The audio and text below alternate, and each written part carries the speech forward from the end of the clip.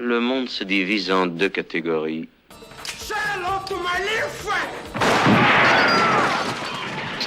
Here's Johnny. Ceux qui ont un pistolet chargé et ceux qui creusent. Toi, tu creuses.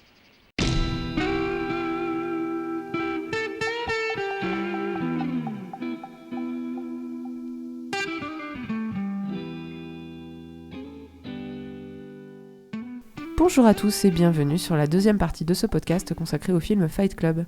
Nous allons reprendre tout de suite où nous en étions arrêtés la dernière fois. Bonne écoute. Alors justement la masculinité toxique, je trouve ça hyper intéressant parce que c'est vraiment un des thèmes centraux du film. La réaction du docteur au début du film, lorsque Edward Norton va lui parler de ses insomnies et qu'il lui dit qu'il souffre en fait, qu'il en peut vraiment plus. Le docteur lui dit, en gros, chacun sa merde, et va voir les mecs atteints du cancer des testicules, tu verras ce que c'est que de vraiment souffrir. Comme si la seule raison valide pour un homme de souffrir, c'était qu'on t'ait retiré tes couilles, quoi. En gros, voilà quoi. Comme si vraiment la souffrance, elle était réservée aux frêles et aux femmes. En fait, c'est ça que ça dit d'une certaine façon. Ouais, c'est vrai. Si t'es un homme et que t'as encore tes couilles, t'as pas le droit de souffrir en fait parce que t'es un mec quoi. D'ailleurs dans la façon de parler il y a aussi à plusieurs reprises oui c'est Brad Pitt qui dit à Edward Norton en gros plains-toi pas, une femme aurait pu arriver t'arracher les couilles, un truc comme ça. Oui, elle aurait pu te couper la bite ou quoi, ouais, c'est ça. Et l'autre lui dit oui effectivement, je suis pas arrivé. Mais voilà, le narrateur il est aussi en fait, si à la base le docteur avait aidé Edward Norton, lui avait donné un soutien psychologique, peut-être des cachetons, mais au moins qu'il avait été entendu et aidé parce qu'il y avait une vraie détresse émotionnelle, on n'en serait pas là en fait. Je pense que l'histoire, c'est aussi ça que ça veut dire, c'est que à renier tes émotions et à pas avoir le droit de souffrir, être dans ce carcan-là, c'est ce carcan d'hyper-masculinité, on aboutit à rien de bon finalement. Je pense qu'il y a aussi un message autour de la construction de soi, et c'est je pense aussi pour ça que le film a été particulièrement bien accueilli par la tranche d'âge que j'évoquais tout à l'heure, 15-20 ans globalement, quoi, ado, parce que t'es encore en construction. En pleine construction de toi et en train de confronter des émotions qui parfois sont complètement contradictoires. Et c'est aussi une des thématiques du film, parce que du coup, si tu transposes de manière très métaphorique, le personnage d'Edward Norton, au début, il respecte toutes les règles qui s'imposent à lui. Il n'a pas de désir sexuel, c'est même un problème, mais globalement, ça peut représenter l'enfance, en fait. Il suit les règles qu'on lui a données, il respecte la hiérarchie, le protocole, il va travailler pour gagner de l'argent, pour s'acheter des choses qui, globalement, son seul stimuli positif, c'est de pouvoir s'acheter et acquérir de nouveaux meubles. J'adore la tirade du début, d'ailleurs, sur Ikea et génial, le fait de s'acheter. Et c'est des choses qu'on a, je pense, tous ressenties. Genre te dire, ce sofa, c'est le dernier sofa que je vais acheter, tu vois, parce que avec ça, quelle table de cuisine va vraiment représenter qui je suis. J'adore ce truc-là. C'est exactement. Mais ça, c'est tellement vrai, en fait. On l'a tous fait. Acheter des trucs en se disant, ça, tu vois, ça va être une représentation de ma personnalité pour les autres. Quoi. On va voir qui je suis à travers cet achat. Ça se voit avec le téléphone, ça se voit avec les voitures, ça se voit avec plein de choses. Les pompes, tout ce que tu veux, mais c'est sûr. Et à plus forte raison quand t'es dans cette tranche d'âge-là où t'es beaucoup plus influencé par la pub, par tout ça. Et du coup, métaphoriquement, tu peux considérer que le personnage d'Edward Norton, au début du film, est l'enfant qui sommeille en chacun de nous, qui a muté, du coup, qui a évolué. Et donc, le film, métaphoriquement, peut être un peu le parcours initiatique de chaque ado qui se confronte à de nouvelles émotions, à des pulsions sexuelles qu'il n'avait pas quand il était enfant, à plein d'autres pulsions, d'ailleurs, plutôt négatives, à la violence, sa propre violence en fait, pulsion un peu haineuse que peut susciter la transformation du corps et de l'esprit, etc. Enfin, j'ai trouvé cette analyse aussi plutôt pertinente en disant ça peut être métaphorique en fait ce truc-là. Le fait qu'à la fin il arrive à trouver un équilibre, c'est l'arrivée à l'âge adulte en fait, entre ta part de féminité, ta part de violence et de pulsion un peu plus masculine en effet, de testostérone on va dire ça comme ça, et ta page centrale qui doit équilibrer un petit peu tout ça pour essayer de suivre un truc un peu cohérent. Le fait que tout explose, pour moi, c'est aussi un peu métaphorique sur... Alors, il y en a qui prennent le truc en disant c'est une explosion plutôt sexuelle, enfin voilà. J'ai pas vu ça comme ça. Moi, je me suis dit c'est plutôt il fait table rase en fait. On repart à zéro. Tout explose et le côté qu'il avait enfantin parce que du coup l'enfance d'Edward Norton représente un peu le capitalisme tel qu'on le connaît, la société extra-consumériste. Donc du coup, il balaye tout ça parce qu'il a justement eu les pulsions de l'adolescence et il remet tout ça en question. Et du coup, il repart à zéro pour reconstruire quelque chose de différent et d'un peu plus modéré. Ouais. En tout cas, moi, je trouve que cette analyse-là, elle est plutôt intéressante. Alors, moi, j'irais même plus loin. Je pense qu'au début, il est castré dans la vie qu'il mène, en fait. Il a sacrifié ses couilles sur l'autel de l'Amérique capitaliste, quoi. Ouais, moi, je le vois un peu comme ça aussi. Le fait qu'il aille dans ses groupes de soutien, c'est le seul endroit où il a le droit d'exprimer ses émotions, même si c'est un imposteur. Oui. Du coup, mais il y a que là où il peut pleurer, où il peut se décharger un peu. On sent qu'il est un peu castré dans la vie qu'il mène, finalement. Les expressions et les idées de Tyler Durden, qui sont souvent réutilisées par ce qu'on appelle la manosphère, hein. C'est un terme américain qui désigne les groupes qui imaginent un monde où les hommes sont dominés par les femmes. Bien sûr, on est tous au courant que c'est comme ça que ça se passe dans le monde actuel, les hommes sont dominés par les femmes. Parce que, en fait, ces personnes aux idées hautement polémiques reprennent certaines idées du film, et donc à cause de ça, le film est taxé de misogynie. Mais en fait, ils ont juste oublié la fin du film, en fait, parce que Tyler, il devient le méchant. Ouais, le narrateur l'élimine pour commencer une histoire d'amour avec Marla, théoriquement. Ben ouais, c'est sauf si c'est une extension de sa personnalité. Mais pour quelque part, c'est valable aussi. C'est un peu ça aussi, c'est valable aussi. En réalité, l'ennemi dans le film, c'est pas Marla, c'est pas la femme, mais c'est le capitalisme, en fait. Le capitalisme qui oblige les hommes à se sentir tellement déconnectés d'eux-mêmes qu'ils arrivent même plus à mener leur vie. J'aime bien au début du film aussi, tout n'est qu'une copie d'une copie, d'une copie, d'une copie. Ça aussi, ça peut être interprété comme un indice que qu'il a plein de personnalités distinctes, en fait.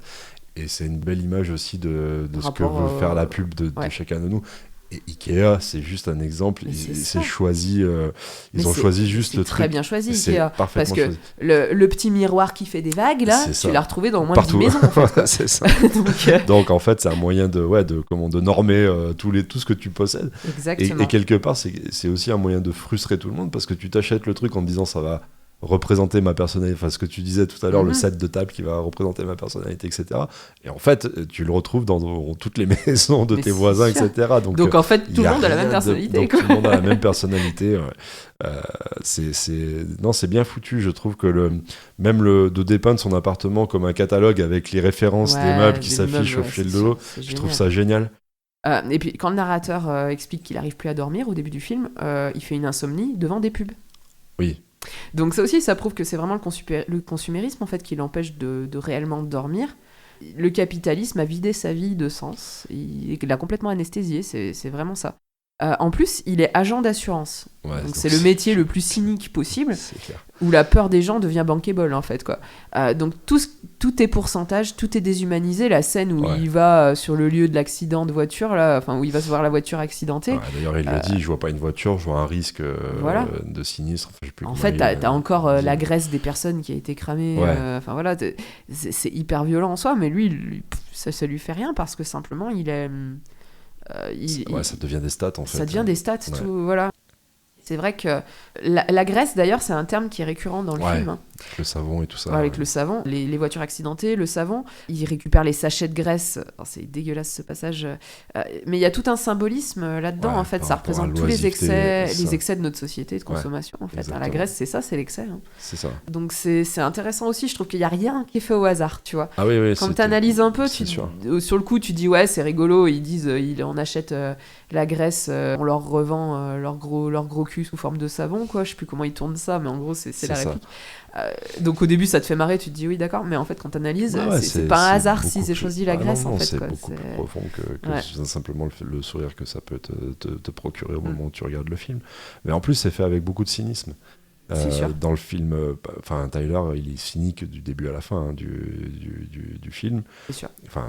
Tyler, du coup, le personnage interprété par Brad Pitt. Difficile là de trouver ses petits dans tout ça. Eu égard au fait que Edward Norton n'a pas de prénom, n'est jamais nommé. Le narrateur. Le narrateur. Bon, moi je dis Edward Norton comme ça. Oui, voilà, c'est plus ça. Ça fait référence. Je le trouve fascinant parce que justement, il est très détaché, en fait, très cynique.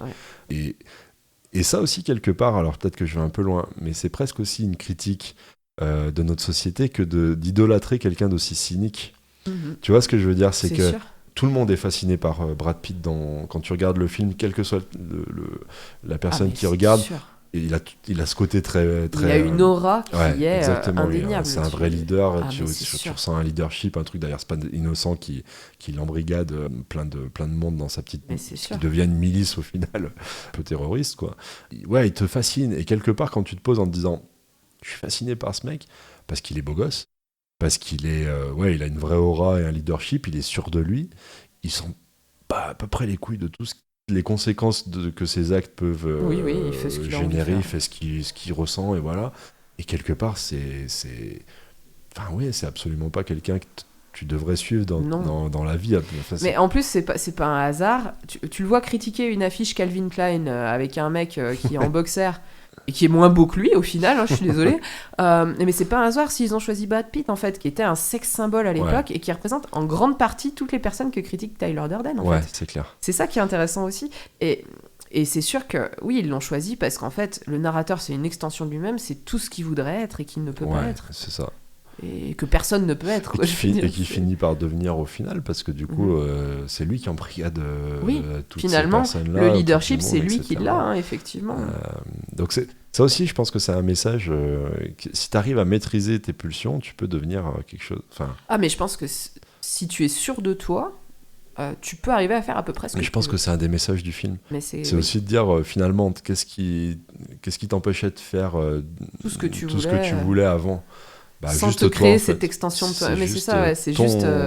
Tes propres limites, tes propres freins ou ta propre ta propre censure qui fait que tu n'arrives pas à atteindre les objectifs que tu as pu te fixer. Oui, c'est sûr. Que tu te fixes même pas du coup au final. Oui. Donc, parce qu'ils te paraissent parce que tu penses pas en être capable. C'est sûr. Et quand tu... je pense que c'est aussi un des messages un peu plus positifs du coup du film. Oui, c'est sûr. Par rapport au twist final, ce qui est incroyable en fait, on le voit pas venir, mais il y a des indices partout. C'est pire que Sixième Sens même encore. C'est plus grossier. Parce que c'est vraiment grossier et c'est fou. Les impressions déjà vues, il dit je suis déjà venu là, machin. Lorsqu'ils ont un accident de voiture, donc c'est Tyler qui conduit. Et en fait, c'est le narrateur qui est extirpé du siège du conducteur. Quand Brad Pitt est projectionniste et qu'il change la pellicule, il y a un gros clin d'œil. Quand tu le vois changer la pellicule et qu'en gros personne ne voit rien dans le public, c'est ça aussi, tu vois, ça te dit tiens t'as rien vu quoi. C'est un peu c'est un petit clin d'œil au public aussi. Vrai, j'avais pas vu ça comme ça, mais oui, en effet. Étais-je le cauchemar de Tyler ou Tyler était-il le mien ? C'est quand même une réplique. Bon voilà. Et depuis le début, Edward Norton s'adresse directement à la caméra et tout à coup, quand Tyler Durden est projectionniste, c'est lui qui s'adresse à la caméra. Sorti de nulle part. Et en fait, c'est tellement bien fait que ça passe. Personne le voit, quoi. Mais c'est un peu finalement comme dans Sixième Sens où t'es conditionné aussi culturellement à suivre un truc un peu linéaire et où tu où tu te poses pas de questions en fait, tu remets pas en question ce que tu vois. Absolument pas. Alors moi j'ai une petite question. À ton avis, alors ça personne ne le sait, mais j'aime bien essayer d'imaginer un peu. Depuis combien de temps Tyler il existait et il faisait ses petites affaires de son côté avant que le narrateur le rencontre ? Alors moi, tu vois, je me suis jamais posé la question, j'ai toujours pensé que Tyler était créé au moment où il le rencontre dans l'avion. Alors c'est probablement pas vrai parce que du coup t'as aussi des images subliminales de Tyler avant que le personnage de Brad Pitt n'intègre l'intrigue en fait. Puis attends, quand Edward Norton le rencontre, il est déjà serveur dans je sais pas quel restaurant, projectionniste dans un autre. C'est vrai. Il a déjà sa maison. Donc ça veut dire qu'avant qu'il le rencontre, il avait dû déjà commencer à amener sa petite vie de son côté. Tu peux te demander dans quelle proportion il l'a pas créé toute pièce déjà comme ça. Oui, peut-être. Mais c'est vrai que la maison, c'est des trucs matériels qui font que... t'as raison, c'est vrai. Je m'étais jamais posé la question. La question est intéressante à se poser, je trouve, tu vois. Ouais. Alors en fait, ça, c'est pas une question... Je me la suis pas posée moi-même. Moi, je partais du même principe que toi. Ouais. J'ai écouté un podcast dont je parle souvent. Si vous parlez anglais vraiment et que vous aimez le cinéma, allez écouter The Cinephiles. C'est deux Américains qui travaillent dans le milieu du cinéma en plus et qui décortiquent les films. Alors eux, ils vous font un podcast de 6 heures sur Fight Club. Mais j'ai tout écouté. On est des petits joueurs. On est des petits joueurs, vraiment. Non, j'exagère. Franchement, leur podcast, je crois qu'il doit durer 3h30. J'ai tout écouté. Moi, ils me fascinent, ces mecs. C'est hyper... vraiment, les analyses, elles sont poussées, c'est génial. Et donc, c'est eux qui se posaient ces questions-là. Et c'est vrai que ça a ouvert certains horizons pour moi. Je me suis dit, tiens, c'est vrai, j'avais jamais pensé à ça. Même le côté, tout est créé dans l'esprit du narrateur. En fait, rien n'existe. Tous les personnages sont des extensions de lui-même. C'est plausible parce que je sais plus comment il s'appelle, Bob, je crois, le mec justement qui est atteint du cancer du testicule. Voilà. Et donc qui a subi un traitement, une ablation des testicules, etc. Et qui du coup hormonalement, je sais même pas si c'est possible en vrai. Il a de la poitrine. Il a une poitrine, quoi. Il a des seins. Donc ça joue un peu sur le côté un peu androgyne du personnage du coup et sur sa part de féminité aussi. Puisque c'est un mec hyper costaud à la base, qui fait de la muscu ou un truc comme ça, du bodybuilding, enfin voilà. Oui, à la base, il était bodybuilder. Le symbole de la masculinité. Qui se retrouve avec une paire de seins et sans testicules. Du coup, ça pose... Là, tu vois, tu dis, c'est plausible que ce soit... une projection pour arriver vers Marla, en fait. Une phase intermédiaire dans l'esprit du personnage. Il y a plein de trucs comme ça où tu dis, ça se peut que lui aussi, il soit créé de toutes pièces par l'esprit malade c'est possible. Du personnage. Donc, il y a plein de questions comme ça. Et j'ai absolument jamais pensé que peut-être Tyler existait déjà avant, depuis super longtemps. Et qu'en fait, il l'avait pas... Ces deux personnalités ne s'étaient pas rencontrées encore. Moi, j'étais parti du principe que le début de la schizophrénie du narrateur était créé par son incapacité à dormir, ses insomnies et son... mais depuis combien de temps elles durent, les insomnies aussi, tu vois, tu sais pas en fait. On part du principe parce que, à mon avis, ça dure depuis un moment quand tu vois l'état dans lequel il est au début du film. Oui, c'est vrai. Et autre question, à la fin du film, c'est qui reste en vie ? Tyler, le narrateur, un mix des deux ? Si tu pars du postulat que Marla est aussi une extension de la personnalité, moi j'aurais tendance à penser que c'est le narrateur qui arrive à concilier un petit peu toutes ces personnalités. Parce que quand tu regardes la réplique à la fin, il lui dit tout va bien se passer quand les trucs se mettent à exploser. Ça ressemble pas du tout au narrateur, ça. De dire un truc comme ça, tout va bien se passer, c'est pas Edward Norton. C'est pas positif, il est pas positif comme ça. Et il lui dit aussi un truc, j'ai plus le tournure de phrase exact, mais il lui dit on s'est rencontrés à un moment très particulier. Tu m'as rencontré à un moment très particulier. You met me at a very strange time in my life. Exactement. Une des meilleures répliques de fin d'ailleurs de tous les temps. Carrément. Je la trouve géniale, avec la musique des Pixies en fond. C'est génial. La fin est fantastique. Mais ça donne beaucoup de perspectives possibles en fait à l'interprétation de la fin et de ce qui justement quelle personnalité reste. Moi j'aurais tendance à penser qu'en fait il arrive justement à ménager la chèvre et le chou et à justement à équilibrer un petit peu le côté pulsion et le côté un peu plus pragmatique, cadré, sa part de féminité, sa part de testostérone en fait.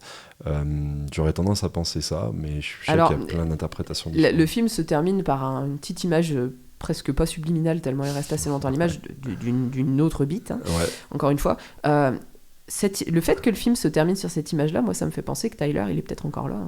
Ok, mais il est même dans mon analyse, il est probablement il est encore là, un petit peu là. C'est juste que il arrive à piocher ou à jouer le jeu, peut-être à donner le change, je sais pas, tu vois. Il y a plein d'interprétations possibles. C'est sûr, complètement. Si tu pars du principe que Marla est une vraie personne, ça pose question aussi, parce que qu'est-ce qui va advenir du personnage d'Edward Norton, parce que si vraiment les trucs ont explosé, que c'est pas une projection de l'esprit, que c'est pas métaphorique et que vraiment il a fait péter des immeubles. Qu'est-ce qui va se passer derrière ? Il va se passer 2-3 trucs. Il va peut-être pas s'en sortir comme ça, surtout qu'il a alerté la police à la base. Et oui, voilà. Alors justement, je trouve ça super intéressant. En Chine, ils ont censuré la fin du film. J'ai vu. Et du coup, le film doit être un peu pourri, hein, parce qu'ils disent en gros, Tyler s'est fait attraper par la police avant que les trucs n'explosent. En fait, t'as un petit carton qui s'affiche, t'as quelques phrases qui s'affichent. Donc le texte te dit la police a vite remonté la piste et les bombes n'ont pas explosé et Tyler finit en hôpital psychiatrique. Ouais, voilà, c'est ça. Enfin, donc, le narrateur, Edward Norton. Le film perd absolument toute sa substance, ça ne veut plus rien dire. Et en plus, je vois pas en quoi c'est. C'est pas le plus subversif finalement à la fin. C'est pas le plus dérangeant en tout cas. Enfin bon, oui, ok, il y a des trucs qui pètent et probablement des gens qui sont à l'intérieur, mais c'est pas le plus dérangeant du film. C'est pas ce qui te pousse le plus dans tes retranchements, je trouve. Rémi m'a fait une remarque à laquelle j'avais pas pensé. Tu n'aurais jamais pu avoir cette fin après le 11 septembre. Ouais, c'est clair. Ça, c'est sûr. Non, c'est ça, j'y avais pas pensé, mais c'est clair. C'est évident. Parce qu'il me dit, il est de quel... Moi, là, on le regarde l'autre jour, j'avais pas encore fait aucune recherche, tu vois, donc je me rappelais plus trop de l'année de sortie, tout ça. Il me dit, il est de quand, ce film? Je dis, je sais pas, 2002, 2003, quelque chose comme ça. Il me dit, non, c'est pas possible. Non, il est pas sorti après 2001, t'as vu la fin? C'est sûr. Effectivement, il a raison. On se rend pas compte à quel point les attentats du 11 septembre ont rebattu les cartes, en fait. Mais complètement, même sur des films... Tu vois, il y a un truc qui me vient comme ça, c'est Spider-Man, qui est sorti, je crois, en 2001 ou 2002, le premier Spider-Man avec Tobey Maguire.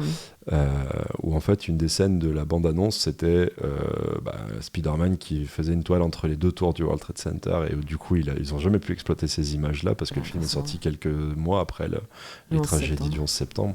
Et en effet, on n'aurait jamais pu avoir la fin de Fight Club telle qu'elle est après les attentats, c'est évident. Ça, c'est sûr. En plus que, c'est pas juste une explosion, c'est une explosion commise par une milice avec une idéologie anticonsumériste.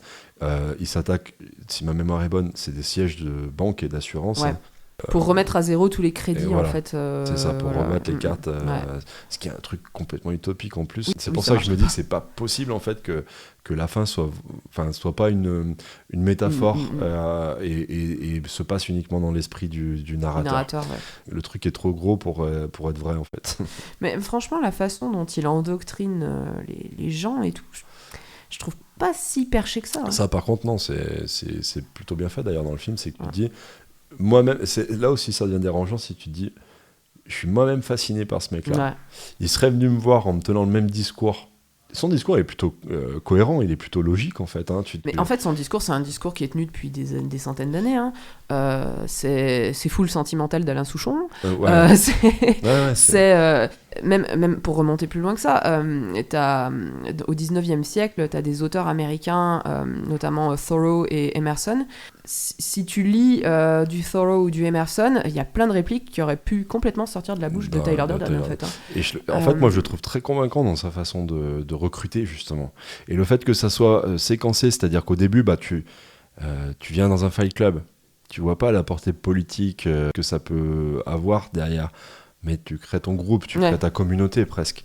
Petit à petit, tu vas l'orienter vers des actions de plus en plus violentes, de plus en plus idéologiques. Je trouve que la façon dont c'est construit, tu te dis, finalement, j'aurais été dans le film... peut-être qu'il aurait pu me convaincre en fait de faire partie de son club, parce qu'à partir du moment où tu rentrais dans une communauté, tu as l'effet de groupe qui fait que tu peux faire des choses que tu n'aurais jamais fait tout seul. Autrement, parce que tu vois les autres qui sont prêts à le faire, donc tu te dis si je le fais, moi je vais le faire aussi, parce que du coup je fais partie de ce groupe-là, je suis convaincu par les idées, etc. Je cautionne absolument pas. Non, évidemment. Mais alors la question que je me pose, c'est à quel point c'est masculin. Parce que moi, en tant que femme, le Fight Club, jamais de la vie en fait. T'as probablement raison. Si. Alors peut-être, c'est que mon point de vue, peut-être qu'il y a plein d'autres femmes qui diraient trop cool, j'ai trop envie d'aller. Non, je pense pas. Non, mais je pense que t'as raison. C'est quand même plutôt je pense masculin. Que c'est assez masculin quand même. Ouais, je suis d'accord. D'ailleurs, tu vois, en fait, c'est pas innocent. La petite anecdote que je racontais tout à l'heure en délirant, elle est vraie. On a vraiment fait un Fight Club au sein du cours de PS. Oui, il y avait pas une seule nana, j'imagine. Et bizarrement, en fait, je te disais que le prof était occupé parce qu'il avait scindé il y avait 2 classes. Il avait scindé le groupe en 2 où il avait fait un cours avec les filles, un cours avec les garçons. On était 100% entre guillemets entre couilles quand on a monté les matelas et qu'on a commencé à se patater comme des abrutis dans notre Fight Club. Trop la scène. C'était nul, mais c'était... Ça devait pas ressembler à Brad Pitt, je pense. Mais... Non, pas trop. Non, j'avoue que là, on était peut-être aussi sale que lui, mais c'était le seul point commun, tu vois. Mais voilà, ça témoigne en effet du côté très, très, très masculin de c'est absurde de ce truc-là, mais à plusieurs reprises, quand tu revois le film, moi en tout cas, je me suis dit, ce mec-là aurait peut-être pu m'endoctriner, tu vois. Alors la réalisation, elle participe à ça aussi. Si tu regardes la réalisation, elle met à mal les sens. Alors, petit coucou à maman qui a regardé le film et qui a détesté parce que tout était trop sale. Ça l'a dégoûté en fait, quoi. C'était vraiment mais tout est sale. Mais c'est vrai, tout est sale. C'est vraiment immonde en fait. Le monde la maison dans laquelle ils vivent, c'est atroce, quoi. Ah oui. Vraiment, tout est sale. Mais justement, l'objectif, c'est de mettre à mal les sens en fait. Ce côté très glauque. Donc les couleurs, elles sont toutes sous un filtre très verdâtre. La colorimétrie dans le film, elle est assez verdâtre dégueu, quoi. Marron, c'est très vert, c'est sombre. Les sons aussi, ils sont hyper importants. Pendant les bagarres, t'entends vraiment la chair qui est heurtée. Quoi. Et les os qui craquent. Les os qui craquent, les trucs comme ça. Quand ils discutent dans le bar au début, donc quand Brad Pitt et Ed Norton discutent dans le bar pour la première fois, quand Edward Norton se rend compte que son appartement a explosé, dans le bar où ils se retrouvent, les sons autour sont presque aussi forts que le dialogue qu'ils ont entre eux. Ce qui arrive rarement dans les films. Hein. On va mettre le dialogue, on va mettre un fond sonore, mais tu vas mettre le dialogue quand même plus fort. Et là, ça te met mal à l'aise en fait, parce que presque les sons autour, en plus c'est pas des sons joyeux, rigolos, haha, on est dans un bar entre amis, on s'amuse. Non, tu sens qu'il y a un truc un peu... l'ambiance est malsaine en fait. C'est du début à la fin. Du début à la fin. Donc vraiment, dans ce film, il y a ce côté, les sens sont agressés de toutes parts. Les images qu'on te montre aussi, avec les... les images subliminales, ça en fait partie. Ouais, c'est clair. Il y a plein de choses. Je trouve que c'est hyper bien fait pour ça. Et j'aurais aussi voulu revenir sur les costumes de Brad Pitt. Oui, j'évoquais ça un peu tout à l'heure en intro. Tout à l'heure, ouais. Ils sont marquants quand même. Et ils sont super. En fait, alors, c'est de bric et de broc, tu comprends que c'est probablement de la seconde main. Oui. Parce que c'est tous des trucs qui datent des années 70 ou 80, tu vois, le des blouson en cuir rouge avec la chemise un peu à fleurs. Là, ah ouais, non mais c'est... Et pourtant il a du style, il a l'air hyper cool même avec ça en fait. Le peignoir. Oui, le peignoir. Le peignoir, il est magique, je veux ce peignoir qui est magique, quoi. Il est rose avec des espèces de petites... Ça rendra peut-être pas tout à fait pareil. Ah non, ça rendra pas pareil. Non, moi j'aurais vraiment l'air de la ménagère, quoi, mais lui il est magique avec ce peignoir. Et en fait... Ça renforce encore l'idée qu'il est ultra confiant, ce mec. Oui. Peu importe ce qu'il Et porte, le côté, il s'en tape aussi. Il a trouvé ça au puce pour $1, il l'a acheté et ça va très bien, quoi. Ouais. Non, vraiment, je trouve que c'est... Je pense que c'est un des aspects du film dont on parle pas assez, les costumes, mais je trouve que c'est quand même important, quoi. Ça participe au côté qui est un peu dégueu, quoi, un peu très underground du film, underground dans le sens premier du terme, c'est-à-dire crade, quoi. Et oui, complètement, mais c'est sûr. Autre petit point que je trouvais hyper intéressant à aborder, donc dès le début du film, on apprend que le personnage souffre d'insomnie, mais pas que de ça. Les alias du narrateur quand il va dans les groupes de paroles. Alors, Cornelius, ça vient de la planète des singes. Ça, c'est déjà une chose. Ça, c'est sans doute un petit clin d'œil au twist final, puisque la planète des singes, c'est un twist aussi. Ouais. Mais plus intéressant encore, dans les deux autres groupes où il va, il s'appelle Rupert et Travis. C'est les deux personnages joués par Robert De Niro dans les films de Scorsese, Taxi Driver et c'est la valse des pantins, je crois en français, King of Comedy en anglais. Ouais, je crois que c'est ça. Je crois que c'est la valse des pantins en français. Qui sont deux personnages qui sombrent dans la folie. Film qui a inspiré le Joker. En l'occurrence, au Taxi Driver et la valse des pantins, les deux ont fortement inspiré Joker avec Joaquin Phoenix.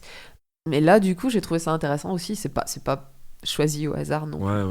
Je l'avais pas du tout détecté, tu vois. Je l'avais pas, non, moi non plus, hein. C'est en faisant des recherches que je suis tombée là-dessus. Je me dis, c'est quand même assez fort. Je sais pas si t'avais des choses à rajouter par rapport au film. On a déjà été assez... Oui, alors, si, attends, j'oublie un truc. La narration, la voix off. Ouais. Alors... Ah oui. C'est hyper intéressant de parler de la voix off, je trouve. Parce que c'est un des meilleurs films racontés en voix off. Ouais. Souvent, c'est très difficile en fait de faire un film en voix off parce que très souvent c'est redondant, c'est-à-dire qu'on va expliquer ce qu'on voit. Donc du coup tu surexpliques, tu prends le spectateur pour un abruti et oui merci j'ai vu ce que tu me dis, c'est pas la peine de le redire en voix off. Ici au contraire la narration du personnage elle incite beaucoup à la réflexion. Elle dynamise beaucoup ce qu'on voit à l'écran et elle sert de commentaire, c'est super bien écrit. Puis c'est vrai que si tu regardes le film sans la partie voix off, tu n'interprètes pas du tout les choses de la même façon. Là, il te dirige déjà d'entrée de jeu parce que c'est la voix off qui introduit le film, si ma mémoire est bonne. Dès le départ, il te guide en fait vers ce vers quoi il veut t'emmener. Ce qui aurait tendance aussi à accréditer la thèse de tout se passe dans la tête du narrateur. Puisqu'en fait toutes les images que tu vois c'est lui qui les commente et avec plutôt un côté très affectif, très subjectif en tout cas de ce qui est dépeint à l'écran, c'est-à-dire que tu pourrais mettre des commentaires très différents sur les images et changer complètement le ton du film. Exactement. Mais c'est sûr. Donc tu vois, ça aussi c'est peut-être un truc qui aurait tendance à me laisser penser qu'il y a plus que deux personnalités. De toute façon c'est un narrateur qui n'est pas fiable dès le départ. On sait qu'on ne peut pas lui faire... On le sait pas forcément au début, mais bon, une fois que t'as vu le film, tu sais que clairement, tout ce que t'as vu est à remettre en question. Exactement. Parce que même lui... Parce qu'il y a tout ce que t'as pas vu. Voilà, même lui n'était pas forcément au courant de tout, quoi. Donc c'est vrai que c'est intéressant. Et une autre petit détail aussi, une petite anecdote que je trouvais hyper intéressante à dire, David Fincher, donc le réalisateur, a essayé de mettre un gobelet Starbucks dans presque tous les plans du film. Ok. Donc si tu fais attention, il y a un emblème Starbucks quelque part dans pratiquement tous les placement de produits Alors, bête et méchant. Non, c'était vraiment l'idée de une copie d'une copie d'une copie. Ah ouais, ok. Ça fait partie de la Starbucks, critique. oui, Starbucks qui est une énorme corporation. C'est un des plus gros, une des plus grosses entreprises au monde et qui est très critiquée pour plusieurs raisons, notamment avec les OGM. Enfin, il y a puis le côté très normé du modèle en fait. Et voilà. Et en fait, un Starbucks à Londres, ça aura la même tête qu'un Starbucks à New York, qui aura la même tête qu'un Starbucks en Chine. Enfin voilà quoi. Je sais pas s'ils ont Starbucks en Chine, mais j'imagine que oui. Mais ils ont censuré la fin, je crois. C'est ça. Donc voilà, c'est cette idée d'une copie d'une copie d'une copie, ça participait à la critique consumériste. C'est logique, quoi. Mais j'ai pas vu par contre les gobelets Starbucks. Et moi, quand on me les a montrés dans des vidéos, j'ai dit ah ouais d'accord. Mais c'est vrai que il faut être attentif quand même. Bon du coup, faut revoir le film pour détecter les gobelets Starbucks. Exactement. On va lancer un concours, je pense. Donc petit point sur le box-office, le film a coûté 63 millions de dollars. Ah, quand même. Il en a remporté 101 dans le monde, donc c'est pas non plus à perte. Post-DVD du coup. Mais alors, est-ce que c'est post-DVD ? Je suis peut-être bien. Je sais qu'en tout cas, le film a été considéré comme un four à sa sortie et comme une grosse désillusion, quoi. Une grosse déception pour les studios. Puis bon, en fait, il est sorti, comme on l'a dit tout à l'heure, à un moment où il y avait quand même le choix. Ouais, mais c'est ça. Quand tu voulais voir, il est sorti à peu près en même temps que Matrix. Mais je pense que c'est sur des films moins, on va dire moins originaux, mais qui ont rencontré un gros succès au box-office. Dans ma mémoire, je pense qu'il doit y avoir The Faculty avec Josh Hartnett et Elijah Wood. Je pense qu'il doit y avoir des trucs style... un truc avec Cameron Diaz et Julia Roberts aussi. Ah oui, le mariage de ma meilleure amie, mon meilleur ami. Un truc comme ça. Il y a des trucs comme ça qui ont fait des gros cartons aussi au box-office et qui ont peut-être minimisé aussi. C'est pas la sortie familiale, Fight Club. Ah oui, non, clairement pas. Non. Donc, bon, je pense qu'effectivement ça a joué aussi. Je sais pas si tu veux rajouter quelque chose. Non, à part que voilà, c'est un film que tu peux voir, revoir, en ayant toujours des choses que tu vas découvrir. Ah oui, vraiment. Je pense que c'est aussi une sorte de time capsule de ce qu'était le monde en 99. Ouais. Je pense que tu vois, ça fait écho à tout le mouvement grunge qu'il y avait eu un petit peu avant, justement avec Nirvana, on en parlait tout à l'heure. Ces stars qui devenaient stars mais qui n'étaient pas à l'aise avec l'idée de devenir stars justement parce que ça correspondait pas à leur éthique et à ce qu'ils essayaient de promouvoir avec leur musique. Je trouve que ça s'inscrit un peu dans tout ce mouvement-là aussi, d'une certaine façon. Je l'avais pas vu comme ça, mais t'as raison, le côté cradingue et tout, en plus, ça fait partie du truc, ouais. Complètement. Exact. Et j'avais pas du tout su que Courtney Love était pressenti pour le rôle, mais ça donne un peu de substance à cette... à cette idée que ça s'inscrivait un petit peu dans cette mouvance, je pense. Ouais. Exact. C'est peut-être pour ça aussi qu'on a kiffé, du coup. Probable. Ça fait partie des choses qu'on a aimé. C'est sûr. Okay. Écoutez, on vous remercie de votre écoute. On vous conseille de voir ou de revoir Fight Club, qui est quand même DVD. Il doit être sur Netflix, je crois aussi. Ah, c'est possible. Je pense, il me semble que je l'ai vu passer. Ou sur Prime Video, ça c'est sûr. D'accord. Allez-y, quoi. C'est pas avec vos enfants. S'ils ont regardez ça tranquillement entre adultes. C'est mieux. On s'entend. Voilà. Bon, en tout cas, merci pour l'écoute. Merci à tous et à bientôt. À très bientôt. Salut.